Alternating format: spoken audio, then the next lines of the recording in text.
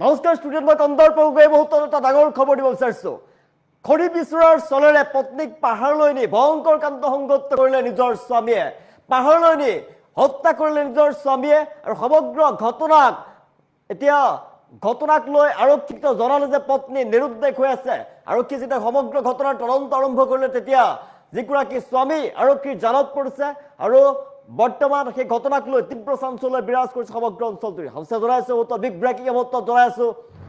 খৰি বিচৰাৰ চলেৰে পত্নীক পাহাৰলৈ নি ভয়ংকৰ কাণ্ড। হানিফ আলী নামৰ এজন নিৰুদ্দেশ হোৱাৰ নাটক ৰচি আৰক্ষীক দিছিল এজাহাৰ আৰু এতিয়া হানিফ আলী নামৰ লোকজনক গ্ৰেপ্তাৰ কৰিছে আৰক্ষীয়ে। পাৰিবাৰিক কন্দলৰ বাবে পত্নী মফিদা হত্যা কৰিলে স্বামীয়ে। হত্যাকাণ্ড সংঘটিত কৰি জংঘলত লুকুৱাই ৰাখিছিল মৃতদেহ। পত্নী নিৰুদ্দেশ হোৱাৰ নাটক ৰচি আৰক্ষীক দিছিল এজাহাৰ। পিছে বগৰীবাৰী আৰক্ষীৰ তদন্তত ওলাই পৰে হানিফ আলীৰ হত্যাকাণ্ডৰ কথা।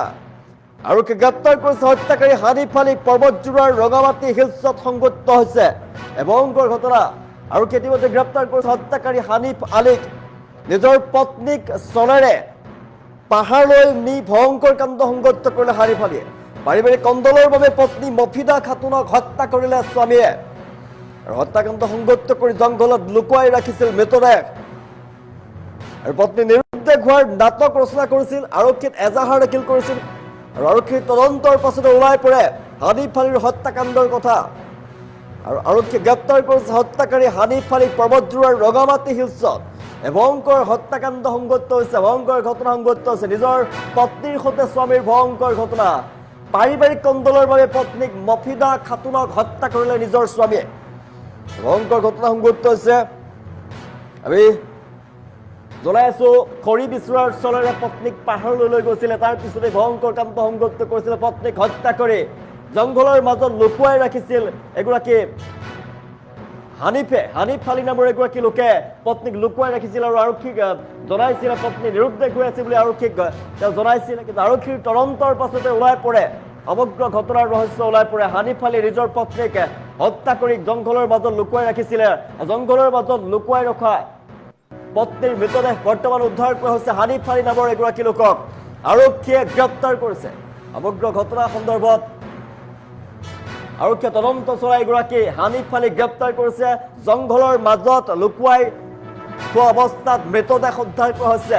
পত্নীৰ মৃতদেহ উদ্ধাৰ কৰা হৈছে। যিগৰাকী পত্নী তেওঁ জীৱনে মৰণে থাকিম বুলি যিগৰাকী পত্নীৰ সৈতে তেওঁ বিবাহ পাশত আবদ্ধ হৈছিল সেইগৰাকী পত্নীকে খৰি বিচৰাৰ চলেৰে পাহাৰলৈ নি ভয়ংকৰ কাণ্ড সংঘটিত কৰিলে, হত্যা কৰিলে আৰু নিৰুদ্দেশ হোৱাৰ নাটক ৰচি আৰক্ষীত এজাহাৰো দাখিল কৰিছিল এগৰাকী হানিফ আলীয়ে। অৱশেষত আৰক্ষীৰ তদন্তৰ পাছতে পোহৰলৈ আহিলে সমগ্ৰ ঘটনাৰ ৰহস্য আৰু আৰক্ষীয়ে বৰ্তমান গ্ৰেপ্তাৰ কৰিছে হানিফ আলীক। আমি দৃশ্যাংশ দেখুৱাই আছো আৰক্ষীয়ে জংঘলৰ মাজৰ পৰা মৃতদেহ উদ্ধাৰ কৰিছে। খৰি বিচৰাৰ চলেৰে পত্নীক পাহাৰলৈ নি ভয়ংকৰ কাণ্ড সংঘটিত কৰিছিল হানিফ আলী নামৰ এগৰাকী লোকে। পাৰিবাৰিক কন্দলৰ বাবে পত্নীক মফিদা খাতুন নামৰ যিগৰাকী মহিলা সেই মহিলাগৰাকীক হত্যা কৰাৰ অভিযোগ। হত্যাকাণ্ড সংঘটিত কৰি জংঘলত লুকুৱাই ৰাখিছিল মৃতদেহ। পত্নী নিৰুদ্দেশ হোৱাৰ নাটক ৰচনা কৰিছিল। আৰক্ষীক ঘটনা সন্দৰ্ভত এজাহাৰ দাখিল কৰিছিলে। বগৰীবাৰী আৰক্ষীৰ তদন্তত ওলাই পৰে সকলোবিলাক ৰহস্য। হানিফ আলীৰ হত্যাকাণ্ডৰ কথা ওলাই পৰে আৰু বৰ্তমান আৰক্ষী গ্ৰেপ্তাৰ কৰিছে হত্যাকাৰী হানিফ আলীক আৰু পত্নীৰ মৃতদেহ উদ্ধাৰ কৰিছে। পৰ্বতজোৰাৰ ৰঙামাটি হিলছত সংঘটিত হৈছে হত্যাকাণ্ডৰ ঘটনা। এই ভয়ংকৰ হত্যাকাণ্ডই জোকাৰিছে সমগ্ৰ অঞ্চল। আমি দৃশ্যাংশ দেখুৱাইছো জংঘলৰ মাজত লুকুৱাই ৰাখিছিল পত্নীৰ মৃতদেহ। হত্যা কৰি জংঘলৰ মাজত লুকুৱাই ৰাখিছিল পত্নীৰ মৃতদেহ আৰু পত্নীৰ মৃতদেহ লুকুৱাই থোৱা পত্নীৰ মৃতদেহ বৰ্তমান উদ্ধাৰ কৰিবলৈ সক্ষম হৈছে আৰক্ষীয়ে। পৰ্বতজোৰাৰ ৰঙামাটি হিলছত লোমহৰ্ষক হত্যাকাণ্ডৰ ঘটনা সংঘটিত হৈছে। নৃশংস হত্যাকাণ্ডৰ ঘটনা। স্বামীৰ হাততেই প্ৰাণ গ'ল পত্নীৰ মফিদা খাতুনৰ। স্বামী হানিফ আলীয়ে খৰি কটাৰ উদ্দেশ্যে বনাঞ্চললৈ লৈ গৈছিল। খৰি কটিম বুলি চলেৰে বনাঞ্চললৈ লৈ গৈ পত্নীৰ সৈতে ভয়ংকৰ কাণ্ড সংঘটিত কৰিলে। নিজৰ পত্নীকেই হত্যা কৰিলে আৰু হত্যাকাণ্ড সংঘটিত কৰি পত্নীৰ মৃতদেহ লুকুৱাই ৰাখিছিল জংঘলৰ মাজত। দীৰ্ঘদিনৰ পৰা স্বামী স্ত্ৰীৰ মাজত চলি আহিছিল সাংসাৰিক কন্দল। পাৰিবাৰিক কন্দলৰ বাবে এই ঘটনা সংঘটিত হৈছে বুলি জানিব পৰা গৈছে। স্বামী হানিফ আলীয়ে পত্নী নিৰুদ্দেশ হোৱাৰ নাটক ৰচনা কৰিছিল। বগৰীবাৰী থানাত দাখিল কৰিছিল এজাহাৰ আৰু বগৰীবাৰী আৰক্ষীৰ তদন্তত ওলাই পৰিছে হত্যাকাণ্ডৰ সবিশেষ। সকলোবিলাক তথ্য পোহৰলৈ আহিছে সমগ্ৰ ঘটনাৰ ৰহস্য পোহৰলৈ আহি পৰিছে সমগ্ৰ ঘটনাৰ নাটক ৰচনা কৰিছিল পত্নী নিৰুদ্দেশ হোৱাৰ নাটক ৰচনা কৰিছিল এগৰাকী পাখণ্ড হানিফ আলীয়ে হত্যাকাৰী হানিফ আলীয়ে নাটক ৰচনা কৰিছিল পত্নী নিৰুদ্দেশ হোৱাৰ আৰক্ষীৰ তদন্তৰ পাছত ওলাই পৰিছে সমগ্ৰ ঘটনাৰ ৰহস্য আৰু বৰ্তমান হামিদা খাতুন নামৰ যিগৰাকী মহিলা সেই মহিলাগৰাকীৰ মৃতদেহ উদ্ধাৰ কৰিবলৈ সক্ষম হৈছে আৰক্ষীয়ে জংঘলৰ মাজৰ পৰা উদ্ধাৰ কৰিছে মৃতদেহ পাৰিবাৰিক কন্দল চলি আছিলে আৰু পাৰিবাৰিক কন্দলৰ বাবে ভয়ংকৰ হত্যাকাণ্ডৰ ঘটনা সংঘটিত হ'ল বুলি জানিব পৰা গৈছে হত্যাকাৰীৰ স্বামী হানিফ আলীক আৰক্ষীয়ে লৈ গৈছে হানিফ আলীক বৰ্তমান আৰক্ষীয়ে কৰায়ত্ব কৰিছে ঘন জংঘলৰ পৰা মহিলাগৰাকীৰ মৃতদেহ উদ্ধাৰ কৰিছে আৰক্ষীয়ে আমি দৃশ্যাংশ দেখুৱাই আছো জংঘললৈ খৰি কটাৰ উদ্দেশ্যে লৈ গৈছিল হানিফ আলীয়ে নিজৰ পত্নী মফিদা খাতুনক আৰু জংঘললৈ লৈ গৈ খৰি কটাৰ চলেৰে লৈ গৈ নিজৰ পত্নীক তেওঁ হত্যা কৰিলে তাৰপিছত যি সমগ্ৰ ঘটনা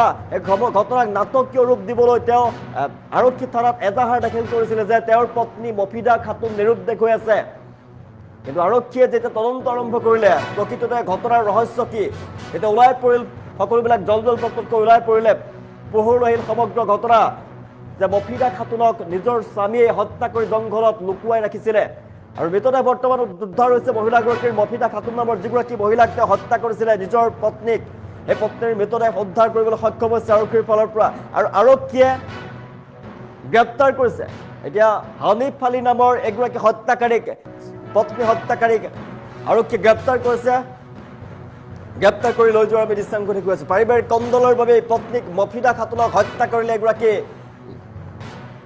হানিফ আলীয়ে খৰি বিচৰাৰ চলেৰে পত্নীক পাহাৰলৈ লৈ গৈছিলে ভয়ংকৰ কাণ্ডই সমগ্ৰ ৰাজ্য জোকাৰি গৈছে ভয়ংকৰ ঘটনাই আৰু জনাইছো যিগৰাকী পত্নী নিজৰ পত্নী তেওঁ বিবাহ পাশত আবদ্ধ হৈছিলে জীৱনৰ মৰণে যিগৰাকী পত্নীৰ লগত থাকিম বুলি বিবাহ পাশত আবদ্ধ হয় সেইগৰাকী পত্নীকেই তেওঁ হত্যা কৰিছে পাৰিবাৰিক কন্দলৰ বাবে পত্নীক মফিদা খাতুনক তেওঁ হত্যা কৰিছে এই ঘটনাৰ পৰা পাৰিবাৰিক কন্দল হৈ আছিল দুয়োৰে মাজত সংঘাতৰ ফলতেই নিজৰ পত্নীক খৰি বিচৰাৰ চলেৰে পাহাৰলৈ লৈ গৈছিলে ঘন জংঘলৰ মাজলৈ লৈ যোৱা হৈছিলে পত্নীক ঘন জংঘলৰ মাজলৈ লৈ গৈ পত্নীক হত্যা কৰিলে হত্যা কৰি তাতে লুকুৱাই ৰাখিলে মৃতদেহ আৰু সমগ্ৰ ঘটনাৰ যাতে কোনেও গম নাপায় তাৰ বাবে তেওঁ এখন নাটক ৰচনা কৰিলে আৰক্ষীক এজাহাৰ দাখিল কৰিলে যে তেওঁ পত্নী মফিদা খাতুন নিৰুদ্দেশ হৈ আছে তেওঁৰ কোনো সন্ধান নাই কিন্তু যেতিয়া আৰক্ষীয়ে সমগ্ৰ ঘটনাৰ তদন্ত আৰম্ভ কৰিলে প্ৰকৃততে আচলতে মফিদা খাতুন নিৰুদ্দেশ হৈ আছেনে যেতিয়া আৰম্ভ কৰিলে তদন্ত তাৰ পিছতেই গম পালে জানিব পাৰিলে যে মফিদা খাতুনক হত্যা কৰা হৈছে আৰু হত্যা কৰি জংঘলৰ মাজত লুকুৱাই ৰখা হৈছে আৰু লুকুৱাই ৰখা অৱস্থাত মৃতদেহ উদ্ধাৰ হৈছে মফিদা খাতুন নামৰ মহিলাগৰাকীৰ মৃতদেহ উদ্ধাৰ হৈছে আৰু সমগ্ৰ ঘটনা সন্দৰ্ভত আৰক্ষীয়ে যেতিয়া তদন্ত কৰিলে সমগ্ৰ ঘটনাৰ ৰহস্য পোহৰলৈ আহিলে এগৰাকী হানিফ আলী হত্যাকাৰী পত্নী হত্যাকাৰী হানিফ আলীক আৰক্ষীয়ে গ্ৰেপ্তাৰ কৰি লৈ গৈছে পাৰিবাৰিক কন্দলৰ বাবে পত্নী মফিদা খাতুনক হত্যা কৰিলে এগৰাকী স্বামীয়ে হানিফ আলী নামৰ এগৰাকী হত্যাকাৰীক বৰ্তমান গ্ৰেপ্তাৰ কৰিছে আৰক্ষীয়ে আমি দৃশ্যাংশ দেখুৱাইছো এগৰাকী পত্নী হত্যাকাৰী হানিফ আলী পাৰিবাৰিক কন্দলৰ বাবে পত্নী মফিদা খাতুনক হত্যা কৰিলে যিগৰাকী নিজৰ স্বামীয়ে হত্যা কৰিলে পত্নীক আৰু এই ঘটনা এতিয়া সমগ্ৰ অঞ্চলজুৰি তীব্ৰ চাঞ্চল্যৰ সৃষ্টি কৰিছে ঘন জংঘলৰ মাজত পত্নীৰ মৃতদেহ লুকুৱাই ৰাখিছিল ঘন জংঘলৰ মাজত পত্নীৰ মৃতদেহ লুকুৱাই ৰাখিছিলে খৰি বিচৰাৰ চলেৰে পত্নীক লৈ গৈছিল ঘন জংঘলৰ মাজলৈ পৰ্বতৰ পাহাৰৰ মাজলৈ লৈ গৈছিলে পাহাৰৰ মাজত ঘন জংঘলৰ মাজত পত্নীক হত্যা কৰিলে হত্যা কৰি তেওঁৰ মৃতদেহ তাতে লুকুৱাই ৰখা হ'ল যেতিয়া আৰক্ষীয়ে সমগ্ৰ ঘটনাৰ তদন্ত কৰিলে তদন্ত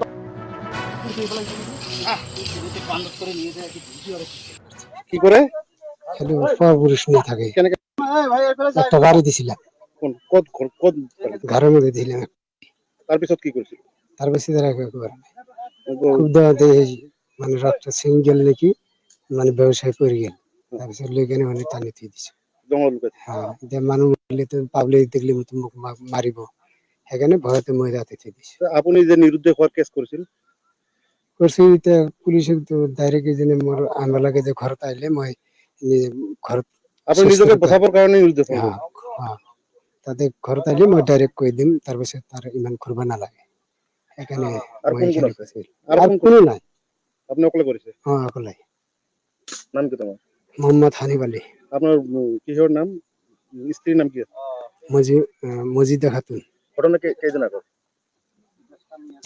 তিন দিন হল কি রাতি না দিনত করেছিল? দিনত 12টা কি করে? খালি পরপুরুষ নিয়ে থাকে। কেনেকে? একটা বাড়ি দিছিলাম, কোন কত কত ঘরের মধ্যে দিলাম। তার পিছত কি করেছিল?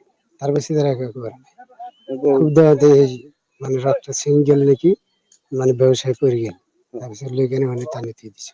জঙ্গল লুকাইছে। হ্যাঁ, যে মানুষ মরলে তো পাবলিক দেখলে মতো মুখ মারিব, সেখানে ভয়তে মই রাতে দিয়ে দিছে। তো আপনি যে নিরুদ্ধে হওয়ার কেস করেছিল, করছি তে পুলিশে তো ডাইরেক্ট যেন মোর আমলাকে যে ঘরত আইলে মই ঘরত আপনি নিজকে বচাবার কারণে নিরুদ্ধে ফোন হ্যাঁ করেছেন। হ্যাঁ তাতে ঘরত আইলে মই ডাইরেক্ট কই দিম, তারপিছত তার ইমান করবা নালাগে।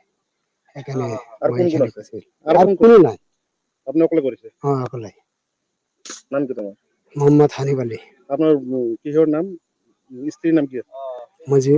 মজিদা খাতুন। ঘটনা কেদিন আগে? 3 দিন